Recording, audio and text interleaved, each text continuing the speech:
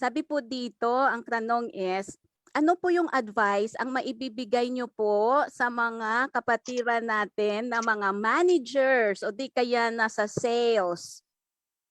Ang job po nila is very challenging. Minsan po sinasabihan sila na magsinungaling. Ano po yung ano po ba 'to yung gagawin nila? Kailangan mo po makabenta, kailangan mo po ma-reach yung quota. So minsan daw they are sugarcoating, yung ganyan. So paano po para kasi pag nagsinungaling di po ba kahit doon sa last sa Revelation sabi lahat daw nagsinungaling. Doon po sa dagat-dagatang apoy. So mahal po naming priesthood, ano po yung maipapayo ninyo para mapanatili po namin na nasa righteousness po kami kahit nasa trabaho po namin. Maraming salamat po.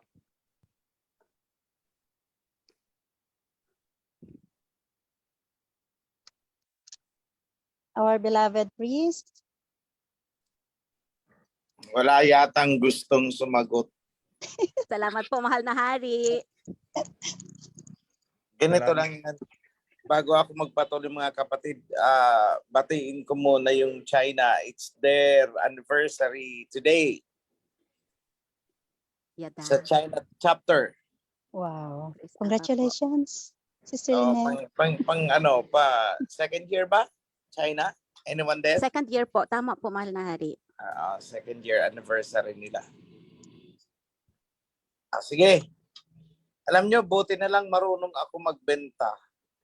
Nung ako ay elementary days ko noon, nagtitinda ako ng balikot siya. Naranasan ko din yun.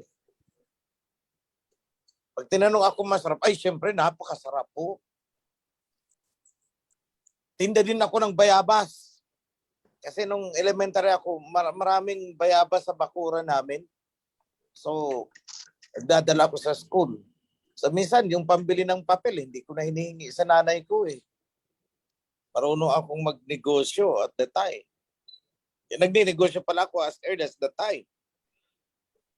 Then, later on, hindi ko lang yata naranasan magtinda isda. Wala akong maalalang nagtinda ako ng isda. Ibang tipong sariwa. Abayan, ay oo naman. Tingnan mo naman ang mata eh. Diba? Hindi ko naranasan yun. Pero, alam nyo mga kapatid, fire extinguisher, nagtinda din ako niyan, nagbenta ako niyan. Insurance policies, ay 21 ako noon, ay licensed underwriter na ako. Then, kabaong, yun. Benta din ako niyan. Ang tanong, kailangan mo ba talagang magsinungaling para makabenta?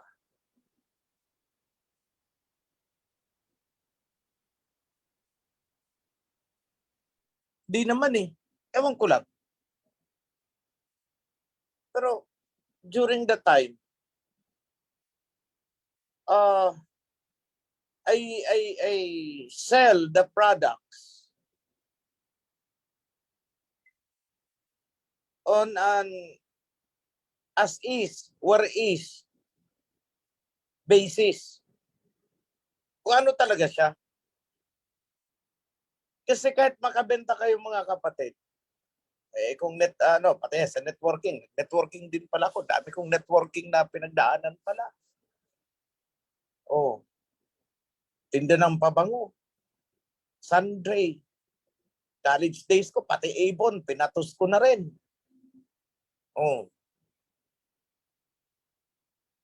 So, be honest.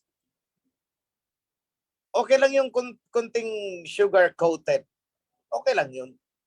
Kahit alam mo namang pangit talaga, yung bibili ng makeup, edi sabihin mo, pag nag-apply ka nito, ay aba, ikaw ay gaganda. Kahit alam mo namang wala nang igaganda eh. Kasi wala naman talagang ganda. Ano bang magagawa mo? Kaya nga, alam nyo, pag nagsabi ka ng totoo, alam mo, pangit ka. Pero pag gumamit ka nitong product ko, nako, kaganda-ganda mo na. Di ba? Pero kung sabihin pangit na, hindi ko mabibenta, sampal lang abutin mo eh. Kahit hindi maganda, sinasabi na, alam mo, lalo kang gaganda. It's a manner of how to arrange your words.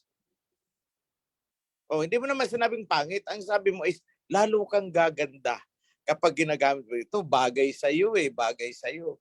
Kahit hindi naman talaga bagay, alam mo, it's a matter of, alam mo namang ang binebenta mo is makabubuti naman sa kanya overall.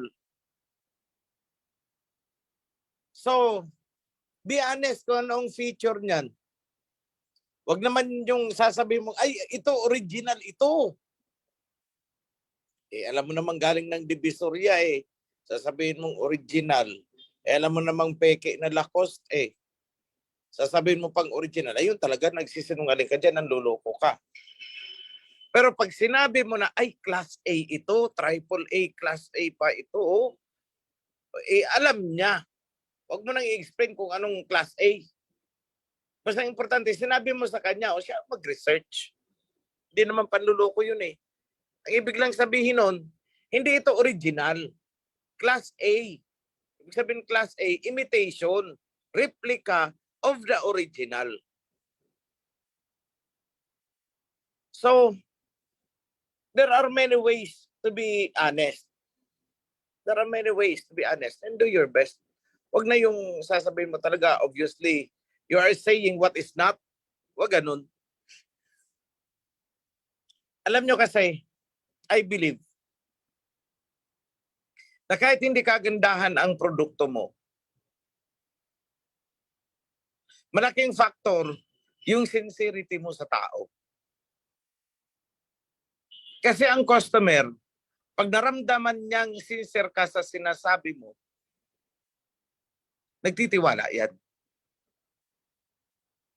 And I believe, you will be blessed. You will make a sale. If you are doing it with righteousness.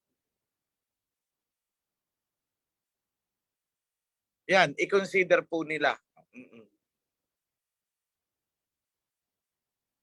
Kasi alam nyo, kahit na mabentahan nyo yung tao, madidiscover ng tao na niloko mo siya. Na yung mga sinabi mo ay hindi pala totoo. And you will lose much of your contacts. Hindi na sila maniniwala sa'yo. Yun lang naman ang akin dyan. Be honest as much as possible to the best of your knowledge and belief.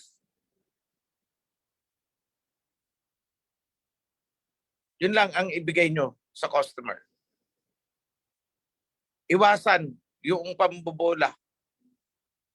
Yung pagsisinungaling na ipinapasok sa pambobola. Okay lang naman mambola paminsan-minsan Wala namang problema dyan. Kagaya ng, Isis, ang ganda-ganda mo dito sa damit na to. Alam mo namang medyo, teka lang, medyo hindi yata babagay pagdating sa ganito. Okay lang yan. Basta on the overall, alam mong you will be different. Sabi mo lang sabi na gaganda ka. Pangit sabi mo lang na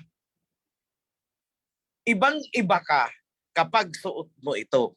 It's a matter of choice of words. O pagka binalikan ka, sabi mo, tingnan mo, hindi naman nagustuhan ng Mr. ko Ang pangit daw sa akin. O di sagutin mo siya, di ba ang sabi ko sa'yo, pag suot mo ito ay ibang-iba ka. Di ko naman sinabing gaganda ka. O, ilusot ka na naman, dahil ang sabi mo lang naman, magiging ibang-iba ka. It's either maganda ka or pangit ka. Basta kakaiba ka pag suot mo ito. O ganoon lang yun. So, there are so many tricks na hindi mo makukompromise ang righteousness. Anong lumabas na salita sa bibig mo, make sure that it is the truth. Whether it is negative or positive, so long it is the truth.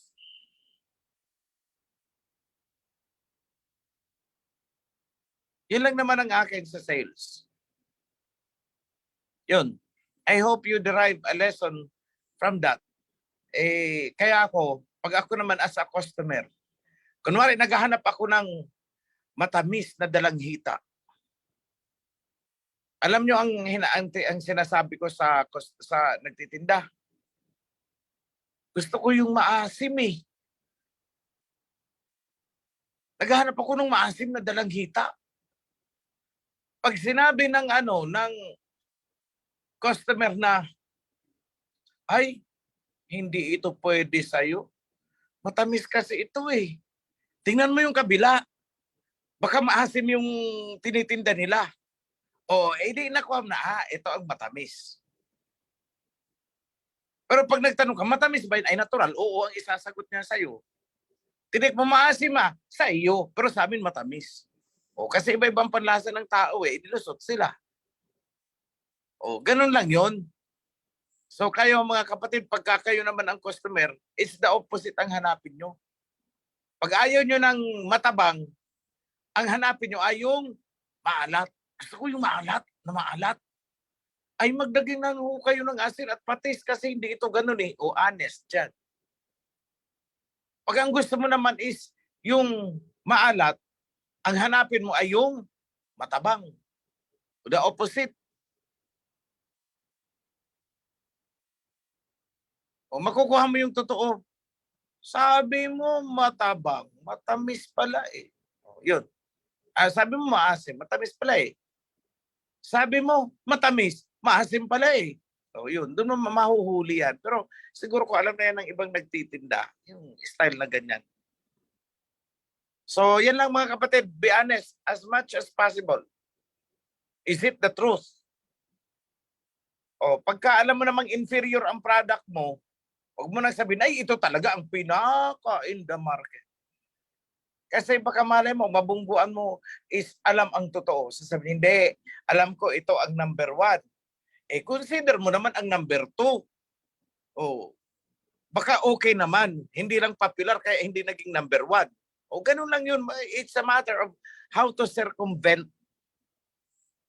O, ang importante doon, naging honest ka. Yan lang mga kapatid, para sa mga nasa sales. Okay, marami pong salamat, aming mahal na hari, sa iyong kasagutan. Meron po tayong isa pang tanong na babasahin po dito. May tanong lang po ako, hindi na po ba righteous ang isang taong nagnanais lang po ng pag-aasenso ng kanyang buhay?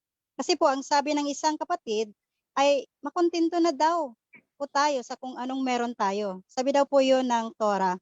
Pero may sinabi rin po na parabola ang Messiah about po sa tatlong tao na binigyan ng mga salapi at napaunlad ng dalawa yung ibinigay sa kanila at yung isa naman po inilubog lang yung salaping ibinigay niya. Ang tanong ko po is, di na po ba righteous ang isang tao na nagnanais lang na umasenso ang kanyang buhay? Salamat po sa sagot. Ganito yan mga kapatid. Parang wala naman akong nasabi na maging kontento na kayo sa kung anong meron. Ang ibig kong sabihin, I remember I've come across that. Huwag maging overly ambitious. But maximize your potential. Right now, kung gusto mong maging bilyonaryo, ay ako na magsasabi sa'yo, tumigil ka nga dyan sa kahibangan mo. Pero kung ang regular income mo sabihin natin umaani ka ng sumasahod ka ng 100,000 a month at sasabihin mo sa akin, gusto kong maging milyonaryo, ang isasagot sa'yo ay mag-ipon ka. Mag-deposit ka sa C-Bank. Mataas ang interest. Kung ayaw mo sa C-Bank, doon ka sa Maya. 4.5% per annum. At pag ginamit mo ang card nila, magiging 6% ang interest ng savings account mo up to 100,000. O bigyan kita, ito ang referral code ko. O, ito gamitin mo. Para may commission naman ako ng 100 pesos. O, di ba? Totoo po lahat yung sinasabi ko. Ask me about banking. O gusto yung mataas na interest, o go to C-Bank. 5% po sila, up to 500,000. In excess of 500,000, 3.5%. So yung tinubo ng pera mo, halimbawa, ay lampas ka rin ng 500,000. Ang tinubo ng pera mo, kung may 10,000 doon, alisin mo na sa C-Bank. Lagay mo sa Paymaya. Bakit? Sa Paymaya kasi, 4.5% per annum. At pag bibili kayo, gamitin nyo ang card. O, pupunta kayo ng SM. Paymaya ang gamitin nyo. Bakit? May sukli kasi may rebate Sayang pa yun. O isipin nyo, nag-grocery ka worth 5,000. Tapos tutunog ang cellphone mo.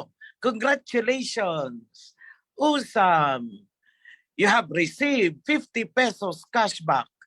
Kung binayaran mo ng cash yun, di wala kang 50 pesos. Dinaan mo sa Paymaya.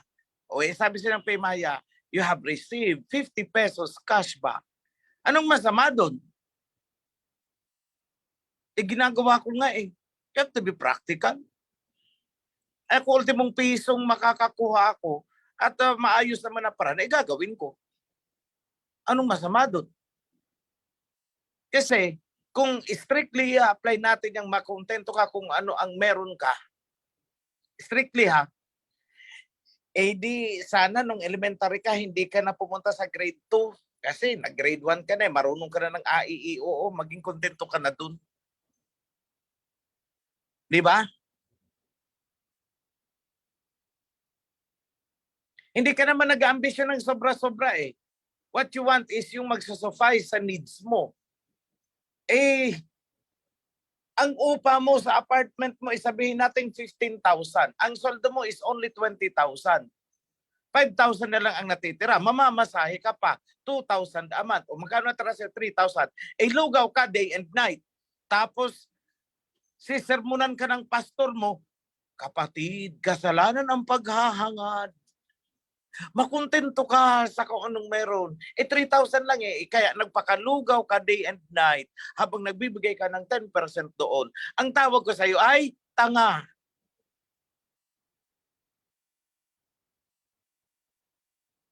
Magsikap ka. Huwag kang makontento dyan sa 20,000 dahil alam mo naman kulang Alam niyo ang pagsunod sa Torah is kailangan mo rin maging practical-minded at kailangan mo rin paandarin ang common sense. Pero yung hahangarin mo, gusto mo magkaroon ng mansion, ay sasagutin, hoy, makontento ka sa kung anong meron ka. Simpleng pamumuhay, okay na yan. Huwag mo nang hangarin ang mansion na may 5 kwarto, fully air-conditioned ang lahat-lahat. Kung nga, hindi ko ina-ambition yan Kaso kung kailan hindi ko ina-ambition, tsaka may mga nagbibigay, gusto magbigay ng mansion Pero yung gusto ibigay na mansion, pati garahe na ka-aircon.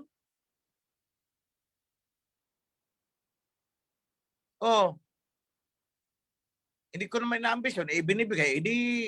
Sabi ko, teka lang, magpapakipot lang ako ng konti. Di ba? Ganun lang yon. You have to be practical. But do not take advantage of the generosity ng taong nakapaligid sa iyo at sumusuporta sa iyo. Don't take advantage. Don't abuse. Makontento ka kung ano ang meron. Huwag demanding. Yun, huwag demanding. Hindi yung pinaghainan ka na nga ng kakasarap ng mga kung ano-ano dyan sa harap mo. Aarte ka pa ng, wala bang royal? Hanap ka pa ng royal. Kala mo naman nung ikaw ay royal na ang iniinom, hindi ka naman royal. Gusto mo royal? Punta ko sa tubig.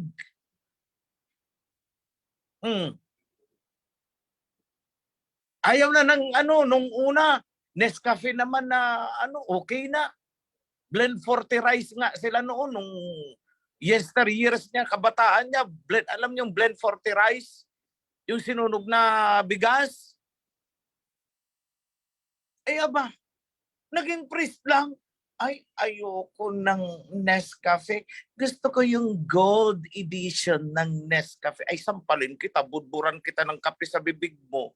Huwag kang mag-iinarte ng ganyan.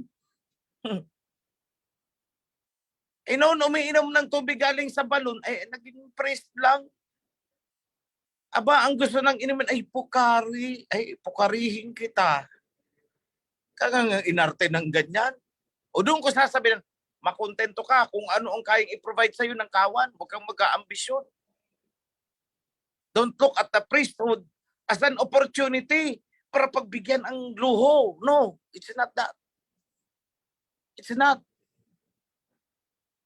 Oh, hindi ko sinabing priest ang ano ha, gawain ng priest. Example lang 'yan ha. Baka ang mga marites din, ay kilala ko 'yun kung sino ang priest na 'yon. Wala ha, wala. Huwag pagsisimulan ng chismis. Kayo talaga, tuwang-tuwa na naman dyan ang iba.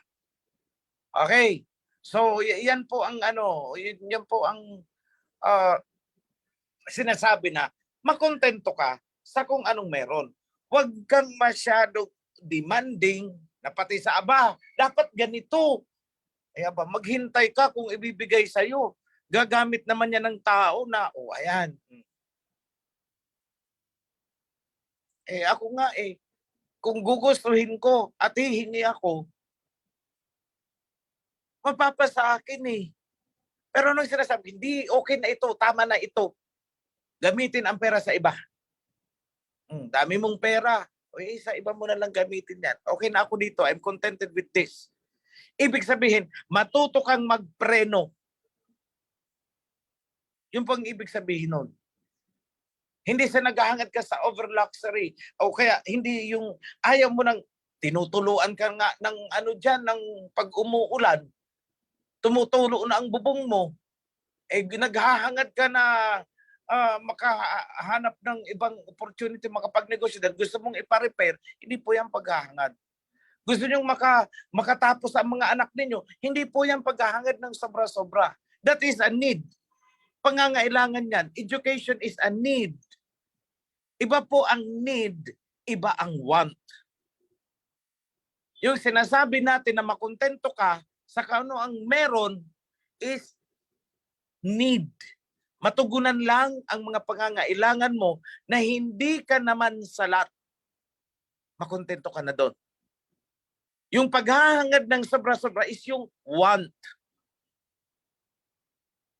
May t-shirt ka naman Bakit kailangan mo pa ng branded na gusto mo pa imported? Sobrang paghahangad yun.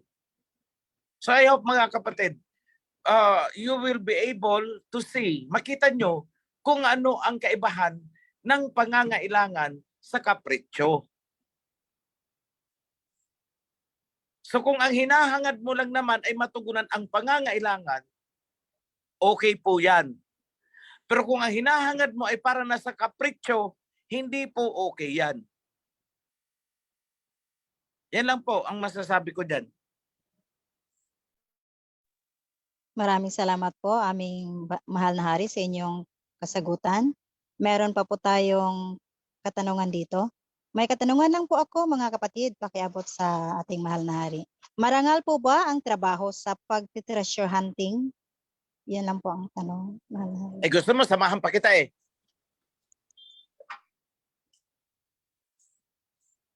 Biro lang po yun, kayo naman. Ganito po yan mga kapatid. Di ba merong nasusulat dyan nasa gospel yan Nasa gospel yan. Ang sabi doon ay may isang mama, isang lalaki na nalaman niya na ang isang lupa na ibinebenta ay may nakabaon na kayamanan. So ang ginawa niya, ibinenta niya ang mga iba't ibang ari-arian na meron siya para mabili niya ang lupang yun. So, ano ang sabi ng Misaya? Pinagkasala niya ba? Hindi Ang sabi ng Misaya is, ganyan ang heavenly kingdom. So, hindi po gagamit ang Misaya ng ganong parabola kung hindi po yun kung hindi po yun righteous na gagawin. And then besides, ang magdetermine kung righteous ang gagawin mo ay hindi is yung motibo ng puso mo. Meron diyang mga tao na nung hindi pa nahuhukay, maghanap ko na sa alahaya, magtulong ako sa mga pobre. Yun ang pinapanalangin niya. Nung nakita na ang kinang ng ginto, dahil nandyan na, wala, nagbago na. Ang alahayam, alam ang puso natin. Alam niya kung ngayon lang yan, sinasabi mo dahil naghuhukay ka pa lang at pagod na pagod ka. Nagmamakaawa ka. Pero pag nakita mo na ang gold at hawak mo na, baka ang laman na ng isipan mo is yate, helicopter, kung ano-ano mga luxury cars, ayun ang nasa isip mo. Then, you lose your righteousness. So, I don't say anything wrong with that. Pero let me warn you, kung ang mga kasamahan nyo ay hindi righteous, baka magpatayan kayo. Yun lang. Meron pa po tayong isang tanong dito. Mahal na hari, tanong ko po, ang natural stone tulad ng tourmaline stone, germanium stone, nano silver, na pwedeng nailagay sa katawan natin at nakakatulong po sa katawan natin. Okay lang ba sa atin? Salamat po. It's a question of science. Established ba sa science na merong ganun?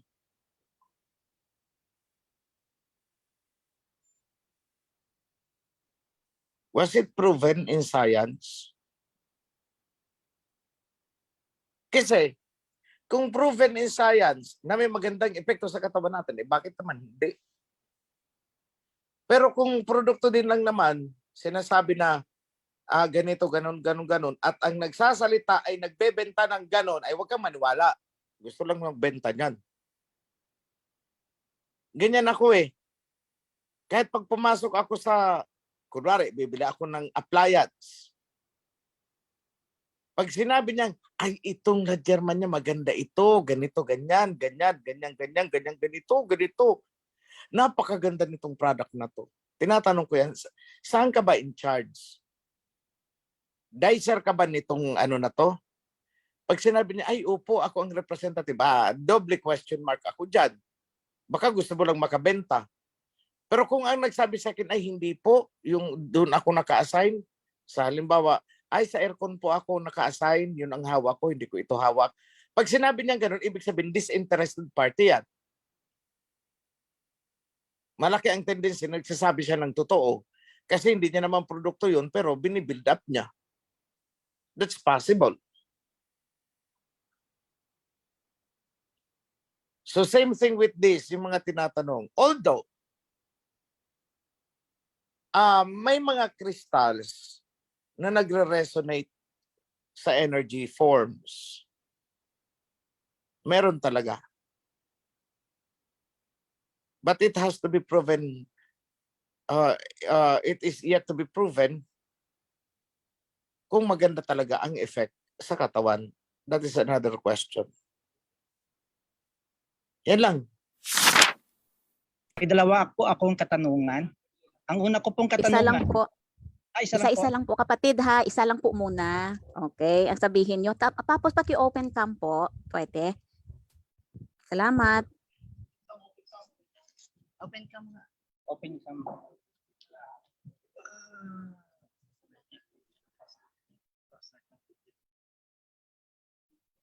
Ayan. Ayan. Salamat po. Ang katanungan ko po ganito po. Kung naniniwala tayo na may Heavenly Father po tayo, may posibilidad ba na may Heavenly Grandfather po tayo? Yan ang po. Salamat po.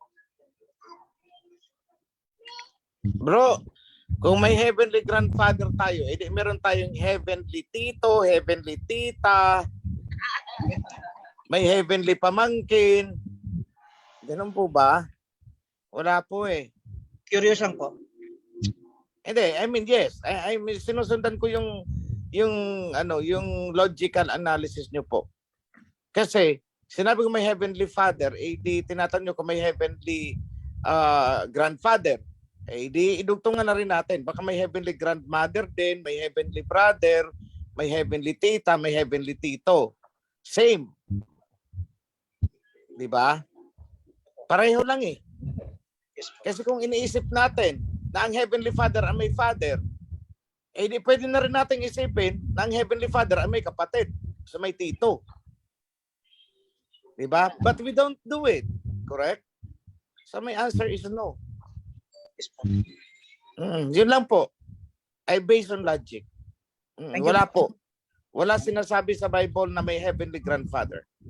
May And follow-up pa po. kung logic is malabo din. Sige po, sige, pagbigyan kita sa pangalawa. Okay. Yung nang binuo ang mundo, ang sabi sa Biblia, ginawa ito ng mga anak ng Alahayam. Kasama dito ang ating Messiah, King Yahawashai. Marami po ang mundo at sabi sa science, hundreds o thousands of universe and millions of planet. Kung ang isa dito ay ang Earth natin, minana ng ating King Yahawashai, sino magmamana ng ibang Earth o ibang mundo na ginawa ng ating Aba Yahweh? Malay natin bro, baka ang isa doon ay sa akin, ipamana. Yes po, kasi sa isip ko po, yung mundo na ito isa sa Messiah natin eh. Tama po ang sinabi niyo. Yun din ang nasa isip. Yun din ang nasa isip. Thank you po, mahal na hari. Hindi bro, ganito lang, logic mo lang ang sinusundan ko para sagutin. Yes po. Marami ang angels, di ba? And one of the angels is the King Yahawashai. Sa kanya pinamana itong earth. So could it be nang ibang ginawa ipinamana din sa isa sa angels niya? Pwede. Possibility naman yun eh. So my answer is possible. But I'm saying that is what really happened. Posibilidad lang ang aking sinasabi. Mahal na hari, okay lang po ba na magpatong ng konti sa business? Kasi magbabayad pa ng internet, kuryente, kung hindi tutubo, mag-abono pa po ako. Akala po kasi ng client ko, malaki ang patong. Sinasabi ko na ang totoo, hindi pa naniniwala. Sobrang liit na nga po ng patong, questionable pa.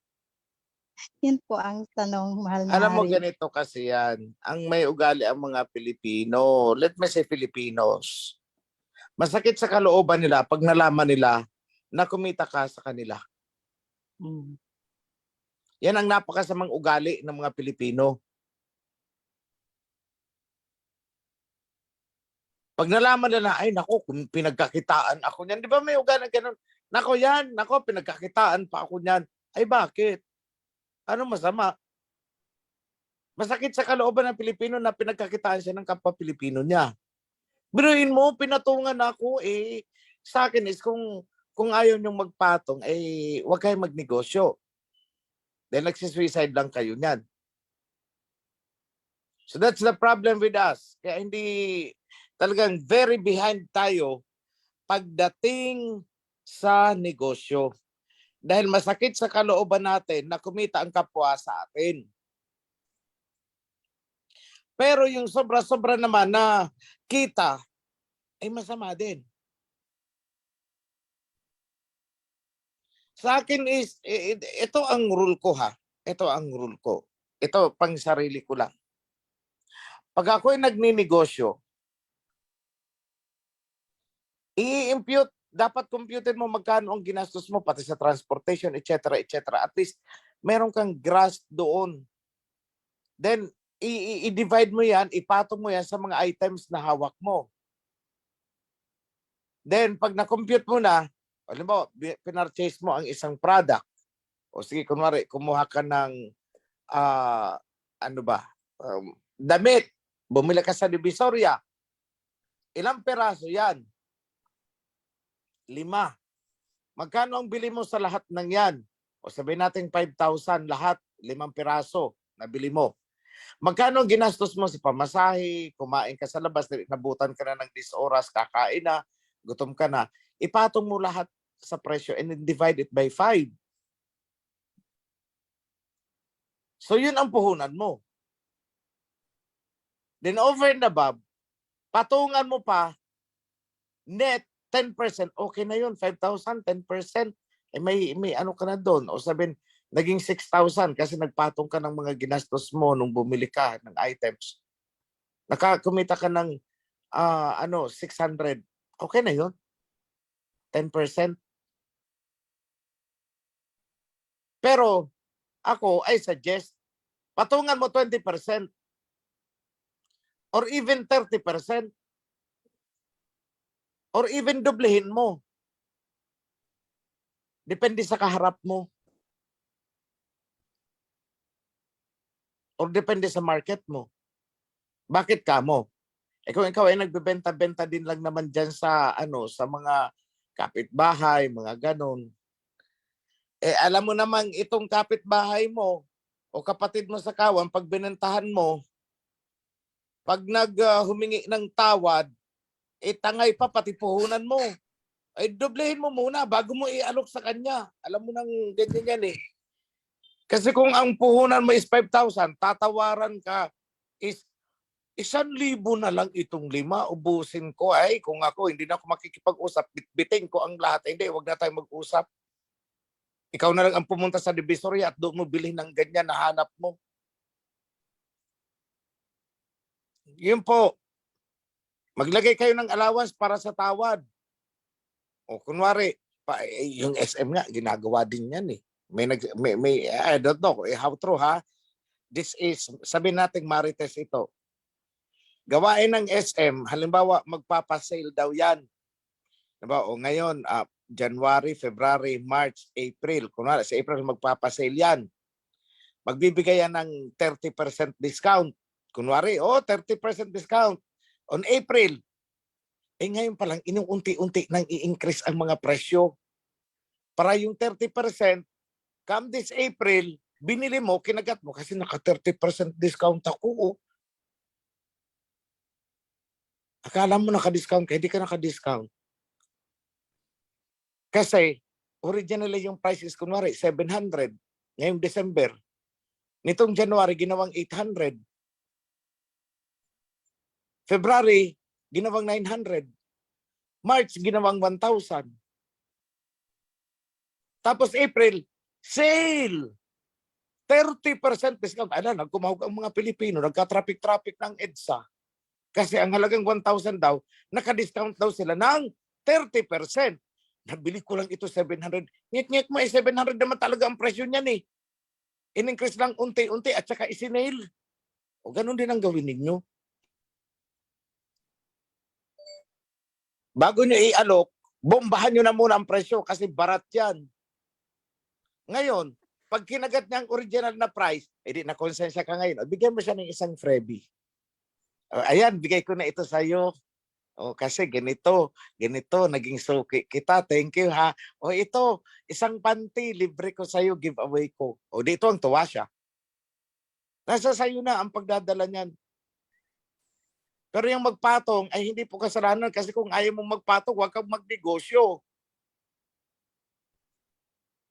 Di ba? Ganun lang yun.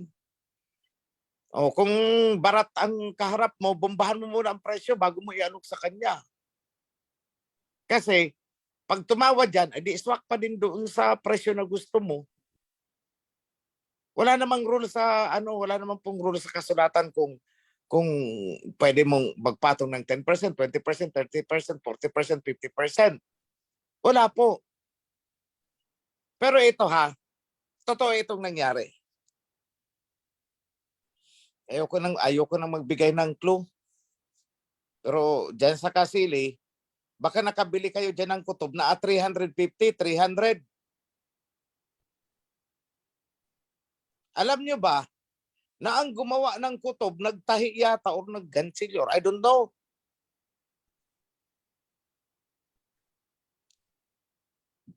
Yung gumawa talaga, binarat, 70 pesos lang daw ang kuha sa kanya. Mabali-balita niya, binibenta ng 300. So itong ahente, na kapatid din, is 230 ang kinita. Samantala yung nagpakahirap ng todo-todo, sa 70 pesos, ewan ko kung may kinita pa. Yan, unfair yan. Hindi po yan just. Kung dadaanin mo sa test of righteousness, does it promote harmony? No. Away eh. Binarat-barat mo ako ng todo-todo tapos ikaw ang nagbenta. 230.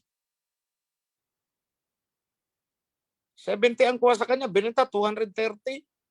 O yung mga nakabili dyan ng 300 na kutob, o, binuking ko tuloy ang mga presyo. Hindi because it's exorbitant. Hindi na po just yun. Yan ang isa sa sinasabi natin. Hindi just, walang righteousness sa ganyang klaseng negosyo. Kulang mo na lang hold upin ang binebentahan mo. Tapos, yung pinagkunan mo, kulang mo na lang hingiin doon. Di ba? O sa pinagkunan mo ng paninda, kulang mo na lang hingiin sa kanya. Tapos pagpunta mo sa customer, kulang mo na lang hold upin din ang customer. Kaya ba, nagdala ka pa ng ng kutob. Sa maintindihan ko, kung ang puhunan ng nagtrabaho sa material ay 70 pesos, nagtrabaho siya day and night, ilang araw niya rin trinabaho yun. At nag-charge siya ng 150 pesos sa puhunan, okay yun. Kinuha ng nagtinda ng 200, benta niya dapat mga 250. Pwede na yun. Naka-50 siya. And 50 pesos is already 25% of 200. Wag naman yung mas malaki pa ang kita mo kaysa doon sa nag-manufacture. Wala kang pinagkaiba dito sa ginagawa ng mga Japhethite dito sa Africa. Binabarat nila ang gold ng Africa, binibenta na ng pagkamahal. O kagaya nitong chocolate, kaya di ba sabi ko sa inyo, huwag na kayo magre-regalo sa akin ng itong mga Toblerone, mga Hershey. Kasi halos parang hindi ko kayang kagatin at lunukin yan. Why? I know the story behind. Grabe ang sakripisyo ng mga Africans niyan. Kapuproduce nitong kakao. Binabarat ng todo-todo. Kaya ang pamilya doon sa Africa, pati mga anak, ng mga 7 years old elementary, forced labor na ang nangyayari kasi nga hindi na nila kaya. Barat na barat sila. Halos wala na silang makain. So, doon binibili nitong mga manufacturers, nitong mga European chocolate manufacturers. Barat na barat, sobra. Pero pag binenta sa market, ang mahal. Sobra. O sila ang yumayaman. While Africa is nangungudngud na, pati mga anak na i-exploit na. That's why I said, boycott itong mga products na to. Masyado silang nag-take advantage. Kaya nga sabi ko dyan sa mga nasa abroad, huwag niyo akong dadalhan ng chocolate at hindi ko kakainin yan.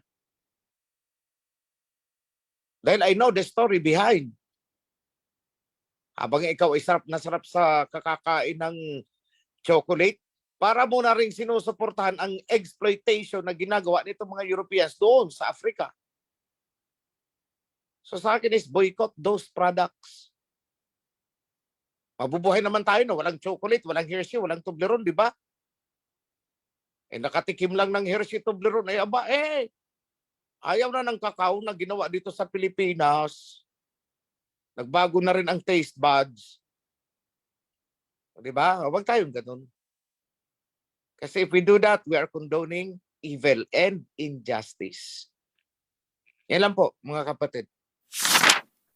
Meron pa pang isang katanungan dito. Ask ko lang po, if ang tawan ay okay lang po ba ang magtaya ng loto? Kasi righteousness, di ba po? Salamat. Matagal ko nang sinagot yan. The answer is no. Lahat ng, anong tawag dyan? Pagsuuri ng sugal. No. Bawal yan sa atin. Pati wedding, bawal. Pati itong tupada, yung sabong, bawal. Lahat ng uri ng gambling, bawal. Pwedeng maglaro ng baraha, pwede po. Ano masama doon? Basta walang pustahan, pitikan lang ng tenga o kaya pitikan ng ilong, okay lang yun.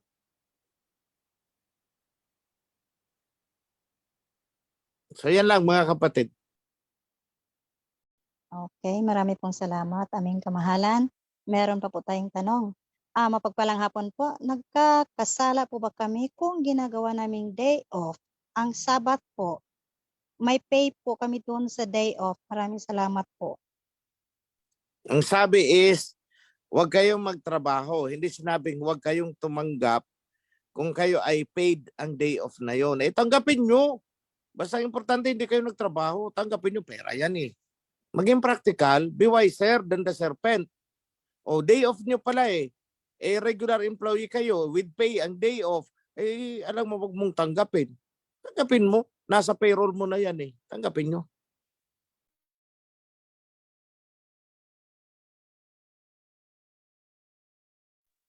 Okay, marami pong salamat aming kamahalan. Mga kapatid, narinig niyo po ang mga kasagutan po ng ating kamahalan. Meron pa dito. Mapagpalang hapon po, kamahalan. About po sa character ng isang tao, paano po ito nakakaapekto sa spirit, diwa, sa paggawa ng righteousness? Then meron pa siya po siyang follow-up question. Ang karakter ng isang tao, nakakaapekto ba ito sa diwa ng ano yun? Pakiulit nga, Asis. About po sa character ng isang tao, paano po ito makakaapekto sa spirit or diwa sa paggawa ng righteousness? Ano ito? This question is double jeopardy question ito . Let me clarify. Ano ang ibig niyang sabihin ng salitang character? There are two meanings. Masyadong philosophical ang question. So let me clarify it in a philosophical way also to address it on a philosophical level. Anong ibig niyang sabihin ng character? Is it attitude or is it reputation? So I could address the question properly.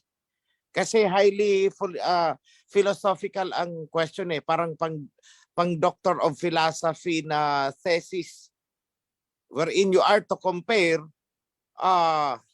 you are to compare the relationship between two variables which seems to be unrelated to each other.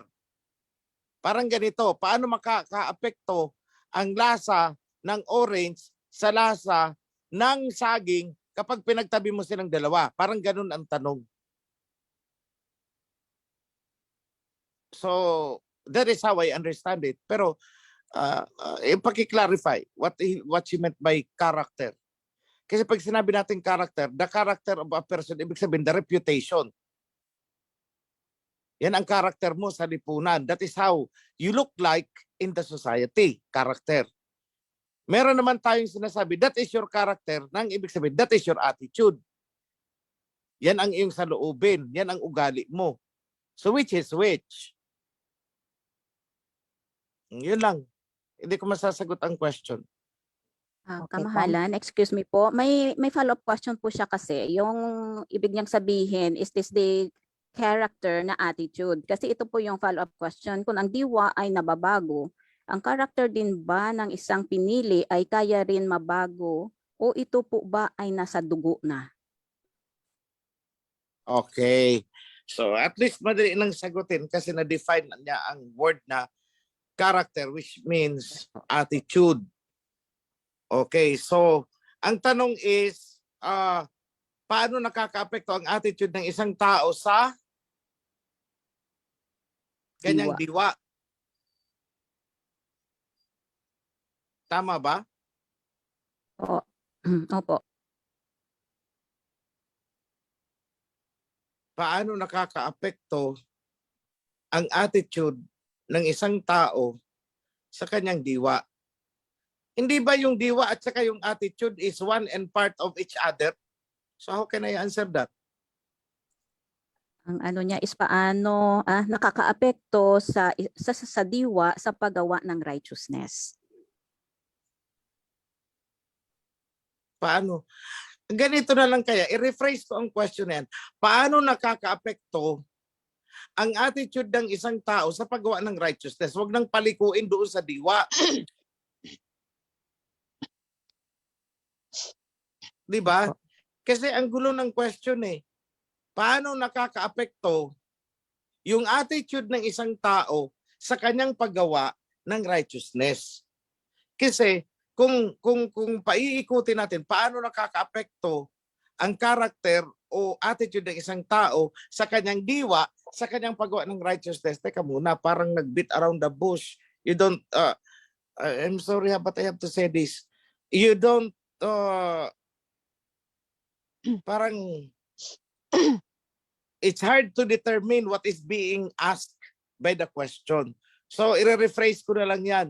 Paano nakakaapekto ang attitude ng isang tao sa kanyang paggawa ng righteousness o ng anumang action with righteousness? Yun ang tinatanong para sa kaunawaan ng ng mga tao, mga nakikinig.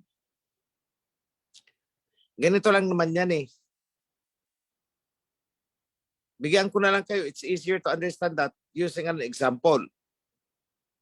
Kung ikaw ay isang tao na nagdidesisyon at the peak of your anger, galit na galit ka, at doon ka gagawa ng desisyon, anong klaseng desisyon ang magagawa mo? Mahinahon o anong aksyon ang magagawa ng desisyon mo? Mahinahon ba na desisyon o drastic, irrational, wala sa tamang hulog na desisyon? Di ba? Kasi may kasabihan tayo, don't make a decision when you are emotionally provoked.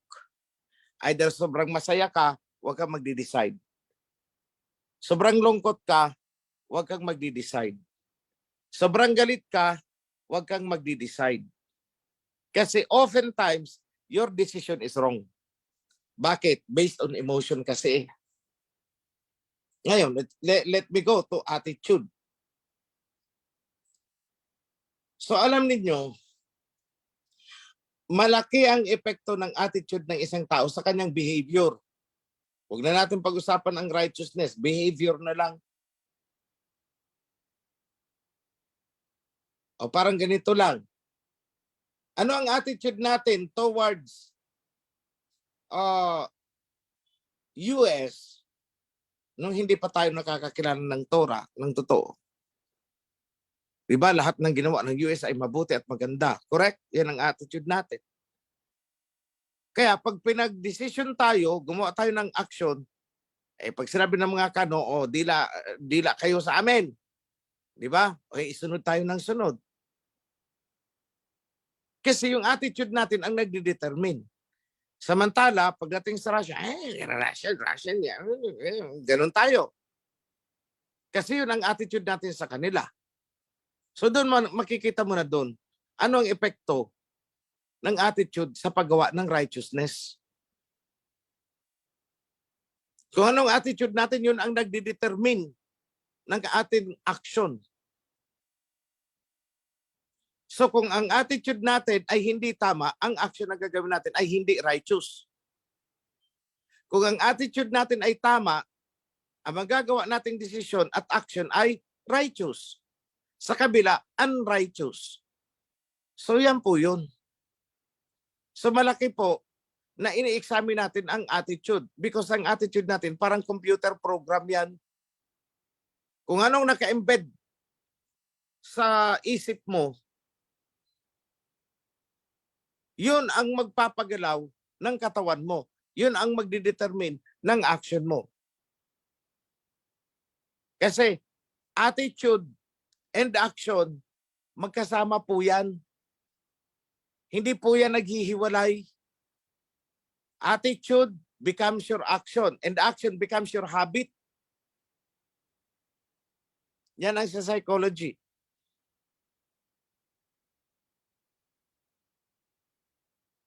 So anong kailangang baguhin para magbago ang action na maging righteous ang action mo? Baguhin mo ang attitude mo. Paano mo babaguhin ang attitude mo? Alamin mo kung ano yung totoo. Yun lang. Yun. That is the best way I could answer that question. Wala sa Maraming dugo salamat yan. po, kamahalan. Nasa pananaw yan. Yata. Maraming salamat po. Mahal na hari, may nagpapahabol po. Yung stock market po ba kasali sa sugal? For clarification lang daw po. Hindi. Although, partly you take the risk. Kaya sinasabi natin para kang nagsusugal. Pero hindi yan sugal kasi ang nagsusugal, wala kang binibiling item. Ang stock market, may binibili kang item. So the stock market is hindi sugal, although may risk. Wag nating pag-anuhin, lituhin ang sarili natin sa risk at saka sugal. Kasi kaya naging parang sugal, ito kasi ang sugal is risk. Wala kang pinanghahawakan na item. Ang stock market, risk din, pero may pinanghahawakan ka na item. That is the certificate of stocks, the shares of stocks. Although both of them may risk. So ang risk po ay iba sa sugal. Hindi lahat ng may risk ay sugal yan. Although ang sugal is yung gambling that is 100% risk. Ang stock market is hindi 100% risk yan. That is 50-50 risk. Bakit 50 lang? Kasi may item kang pinanghahawakan eh. Bumagsak man ang presyo, meron kang dividends na inaasahan. So, it's not a gambling. For myself, I held several shares of stocks. You name it. Ngayon, kababagsak lang ng shares of stocks ng PLDT. From almost 2,000 yan eh. 1,900 something. 2 months ago, ang halaga ng TEL, ang code niyan sa PSE. Pero the other day, 2 days ago yata, bumagsak. Sabi ko, dininig ng alahayam ang panalangin ko. Kasi gusto kong bumili ng shares of stock sa PLDT. Pagka mahal-mahal, nasa tuktok. Sabi ko, sana bumagsak ka. 1 week, bumagsak nga ng todo-todo. Di nakabili ako. Ang iba ayaw bumagsak bumili pagka bumagsak. So here is a tip. Huwag kayong bibili ng shares of stocks kung nasa peak ang presyo ng shares. Yung price niya. Hintayin yung bumagsak, tsaka kayo bumili. Para pag umakyat ang presyo, tsaka nyo ibenta. Baliktad ang iba. Kung kailang mataas na, doon bibili. Kaya pag bumagsak ang presyo, iiyak-iyak. And always select companies na mayroong dividends. Para bumagsak man ang presyo, kumikita ka sa dividends. Pag umakyat ang presyo, ibenta mo. So it's not a simple rule pagdating sa pagbili ng stocks. Be careful with that. I've been doing that for years and years and years. May 10 years nang mahigit akong nasa PSE. Monitored ko yan. Pati ang, so PLDT, magaganda dyan is PLDT, Meralco, Manila Waters, MWC, Meralco is MER, Semirara, SSC, meron pa dyan, maganda yan, malaki magbigay ng shares of stocks.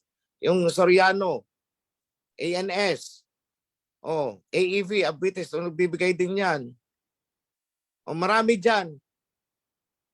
Yun ang nyo. Pero at this time, matataas ang presyo na, huwag kayong bibili. Pag bumagsak, doon kayo bumili. Para pag umakyat, benta nyo. And there is nothing wrong with that. Para kang bumili ng isang lupa.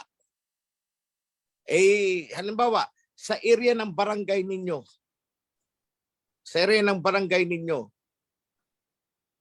May binebentang mga lupa, bumili ka kasi mura. Nabalita na magtatayo pala doon ng airport sa malapit. Biglang umakyat ang mga presyo. Ikaw nasa sa'yo kung gusto mong ibenta yan. Panalong-panalo ka dyan. Imagine, binili mo 100 pesos per square meter. Ngayon, 2,000 na ang halaga. Ganyan din lang po ang shares of stocks because shares of stocks is you are part owner of the company. And I've been doing that for more than 10 years na ako sa trading. Pero I never engage in daytime trading. I always look for a long term. Come this pandemic, I survived because of that. Survive ako. And sa mga tinalang ko, nagtataka sila, paano daw ako nabubuhay? Wala naman akong trabaho na ginagawa, nasa bahay lang. Kumikita ang kumikita ang shares of stocks ko. Although nung pandemic, bumagsak talaga. Marami stocks ang bumagsak. Yun lang. So be careful. Hindi po sugal ang pagbili ng shares of stocks. You are buying a certain part of the company. Yun lang ang sagot ko dyan, mga kapatid. Maraming salamat po, mahal na hari. So sa last na question po natin dito, pwede po ba kaming humingi sa ating priesthood? Sabi niya, pwede po bang makahingi ng quick na parang cheat sheet? Yung parang quick reference po na makaguide sa amin towards righteousness concerning po sa pagiging fair and just. Kasi minsan daw kasi yung parang akala mo fair and just, hindi po pala. So pwede po daw makahingi ng reference sa ating priesthood na maibigay po na para magiging every time na you are confronted with this challenge or test about fairness and for being just, iyon po ang titingnan para hindi po mawala. For guidance po. Maraming salamat po. Alam mo, pagka ginawa natin yan, mas makapal pa yan sa volumes ng Encyclopedia Britannica. Bakit? Imagine we have to cover each and every act, kung righteous o hindi. Every situation in life, i-cover natin. That is impossible for the priest to come up. But rather, ang titingnan nyo is, what are the elements of righteousness? Gamitin yun para i-examine ang every act na kinakaharap ninyo, every decision na gagawin ninyo. Alamin ninyo, yung test of, yun na nga, the test of righteousness. Yun lang ang kailangan nyo. Kasi kung ililista namin dyan, bawat act in itself, hindi nyo rin magagamit. Pupusta kami, bakit? O pupunta ka ng palengke, tatawad ka, titingin ka muna doon. Ilang percent ba ang pwede kong itawad? It's not that. But rather, you know the principles. O tatawad ka. O does it promote goodwill? Is it based on truth? Pwede bang tumawad? Oo. Pwede. Given naman yan eh. O, will it promote friendship? Better friendships? O, pag ang makakatulong sa sabi ng ng nagtitinda. O ito ang presyo ko. Kapatid, baka naman pwede maka-discount kahit sige, isang 100 pesos. Baka pwede 90 na lang. Okay, baka pwede 80 na lang kapatid kung kaya mo. Kung pipilitin mo, hindi niya magpo-promote ng goodwill. So ang sabi niya, halfway tayo. Bigay ko sa iyo ng 90. O di check ka na naman doon sa second principle. So, it's the principle ang kailangan nyo, mga kapatid. Hindi yung i-cover natin ang each and every act. Kahit isa yung buong kwarto nyo, mapupuno yan. Kung i-cover natin. And it's impossible to come up that way. So, learn the principles of righteousness and use those principles to examine every act na ginagawa ninyo. Yun lang po. Yada, maraming